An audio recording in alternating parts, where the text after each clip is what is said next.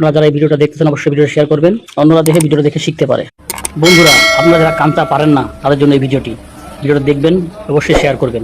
এই ভিডিওর মাধ্যমে দেখতে পারবেন কাঁচা জয়েন করা কাঁচা কীভাবে করে ফোল্ডারের মাধ্যমে দিয়ে। সম্পূর্ণ দুইটা বেল জয়েন করে কাঁচার ফোল্ডারের ভিতরে দিয়ে কাঁচা করতে হয়।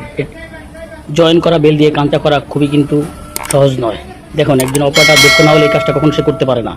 অনেকেই আমরা কাঁচা করি, কিন্তু মাউথ ক্লোজ সহ কাঁচা আমরা খুবই কমই করে থাকি। কিছু কিছু গার্মেন্টস প্রতিষ্ঠানে আছে যারা মাউথ সহ কাঁচা করে থাকে। এই ভিডিওর মাধ্যমে দেখতে পারবেন কীভাবে মাউথ সহ কাঁচাই করতে হয়। প্রথমে সুন্দর করে বেলটি প্রতিটা মার্কে মার্কে মিলাবে, সাইড চেমের মার্ক, ব্যাকরাইজের মার্ক এবং ফোল্ডার যতটুকু বডি ইনপুট করানো যায় সে ততটুকুই করবে এবং সর্বশেষে বডিটা সুন্দর করে মাউথ ক্লোজ কমপ্লিট করবে। সেটা একবার বিস্তারিত আপনারা দেখতে পারবেন।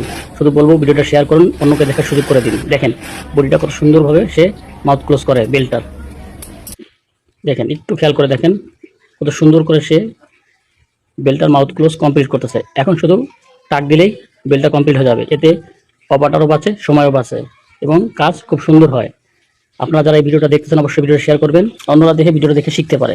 আপনাদের কাছে এই রিকোয়েস্ট। ধন্যবাদ সবাইকে।